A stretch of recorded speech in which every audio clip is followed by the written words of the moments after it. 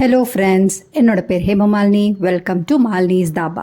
இன்றைக்கி நம்ம சேனலில் குழந்தைங்கள்லேருந்து பெரியவங்க வரைக்கும் சைவ நாட்களில் விரும்பி சாப்பிடக்கூடிய சோயா ரெசிபி தான் பார்க்க போகிறோம். இன்றைக்கி நம்ம பார்க்க போகிறது சோயா ஃப்ரை, சோயா வறுவல்னு கூட சொல்லலாம். டேஸ்ட் ரொம்ப பிரமாதமாக இருக்கும், நல்லா கிறிஸ்பியாக இருக்கும். அதிகமாக எண்ணெய் சேர்க்காமல் கொஞ்சம் எண்ணெயிலே எப்படி நல்லா கிறிஸ்பியான வறுவல் செய்கிறதா இந்த வீடியோவில் பார்க்க போகிறோம். வீடியோவுக்கு போகிறதுக்கு முதல்ல இது வரைக்கும் நம்ம சேனலை சப்ஸ்கிரைப் பண்ணாமல் இருந்தால் மறக்காமல் சப்ஸ்கிரைப் பண்ணி வச்சுட்டு பக்கத்தில் இருக்க பெல் பட்டனையும் ப்ரெஸ் பண்ணி வச்சுக்கோங்க. அப்போ தான் நான் போடுற வீடியோஸ் உங்களுக்கு நோட்டிஃபிகேஷன் வரும். வாங்க டிலே பண்ணாமல் வீடியோவுக்கு போகலாம்.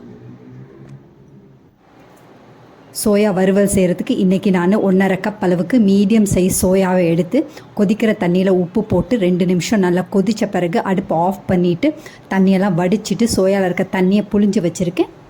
இந்த மாதிரி நல்லா புழிஞ்சு வச்சுக்கோங்க. வச்சுட்டு இப்போ மசாலா பொருட்கள் சேர்த்துக்கலாம். இதில் 1/4 டீஸ்பூன் அளவுக்கு மஞ்சள்தூள் சேர்த்துக்கோங்க. 1 டீஸ்பூன் அளவுக்கு காஷ்மீரி மிளகாய் தூள் கலருக்காக சேர்க்குறது. 1.5லேருந்து 2 டீஸ்பூன் அளவுக்கு கறி மசாலா தூள், அப்படி இல்லைன்னா பாவ் பஜ்ஜி மசாலா சேர்த்துக்கோங்க. இன்றைக்கி நான் பாவ் பஜ்ஜி மசாலா சேர்த்து தேவையான அளவு உப்பு சேர்த்துக்கோங்க. அதோட 3 டீஸ்பூன் அளவுக்கு அரிசி மாவு சேர்த்துக்கோங்க.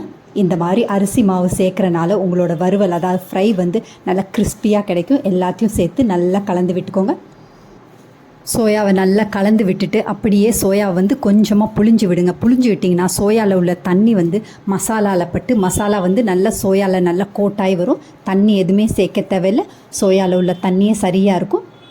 சோயாவை நல்லா புழிஞ்சு இந்த மாதிரி நல்லா கலந்து விட்டுக்கோங்க.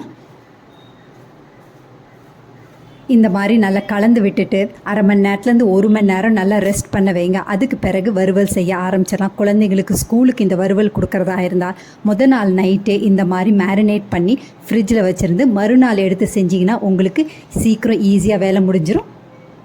இப்போ வறுவல் செய்ய ஆரம்பிச்சிடலாம். அதுக்கு பேனாக வச்சுக்கோங்க. கடாயை வைக்கிறத விட பேனில் வச்சிங்கன்னா சோயா ஒரே மாதிரி எல்லா பக்கமும் நல்லா வறுவல் நல்லா கிறிஸ்பியாக கிடைக்கும்.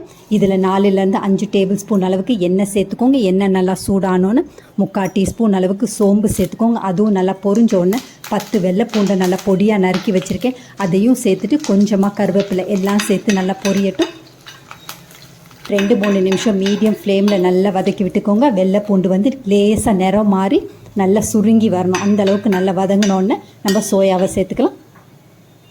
வெள்ளை பூண்டு இந்த அளவுக்கு நல்லா வதங்கினோன்னே சோயாவை சேர்த்துக்கலாம். சோயாவையும் சேர்த்துட்டு ஃப்ளேமை மீடியமில் வச்சுட்டு 2-3 நிமிஷம் கைவிடாமல் நல்லா பிரட்டி விட்டுக்கோங்க.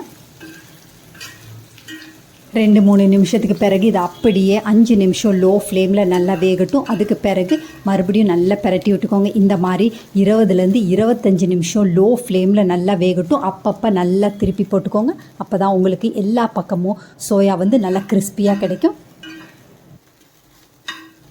நல்லா பிரட்டி போட்டுக்கோங்க. இந்த மாதிரி ஒவ்வொரு தடவையும் நல்லா பிரட்டிக்கோங்க. ஒவ்வொரு 5 நிமிஷத்துக்கு ஒரு தடவையும் நல்லா பிரட்டி போட்டுக்கோங்க. அப்போ தான் சோயா எல்லா பக்கமும் நல்லா கிறிஸ்பியாக உங்களுக்கு கிடைக்கும்.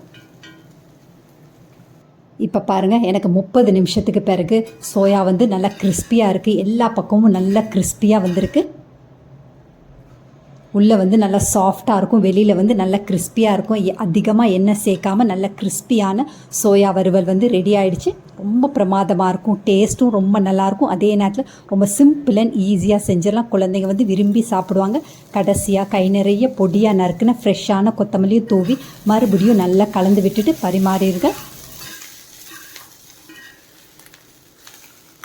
இந்த மாதிரி வறுவலை உங்கள் குழந்தைங்களோட ஸ்கூலுக்கு லஞ்ச் பாக்ஸில் வச்சு கொடுத்தீங்கன்னா கொஞ்சம் கூட சாதம் மிஞ்சாது, அந்த அளவுக்கு விரும்பி சாப்பிடுவாங்க. இது தயிர் சாதம், ரசம் சாதம், சாம்பார் சாதம், வெரைட்டி ரைஸோட ரொம்ப பிரமாதமாக இருக்கும். குழந்தைங்க விரும்பி சாப்பிடுவாங்க.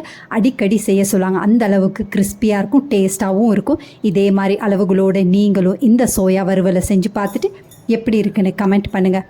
பிடிச்சிருந்தா இந்த ரெசிபியை உங்கள் ஃபேமிலி ஃப்ரெண்ட்ஸோடு ஷேர் பண்ணுங்கள், லைக் பண்ணுங்கள், சேவ் பண்ணி வச்சுக்கோங்க. இந்த மாதிரி சோயா வறுவல் ரெசிபீஸ் ஏதாவது வேணும்னா மறக்காமல் நம்ம சேனலை சப்ஸ்கிரைப் பண்ணி வச்சுக்கோங்க. தேங்க்ஸ் ஃபார் வாட்சிங் ஃப்ரெண்ட்ஸ்.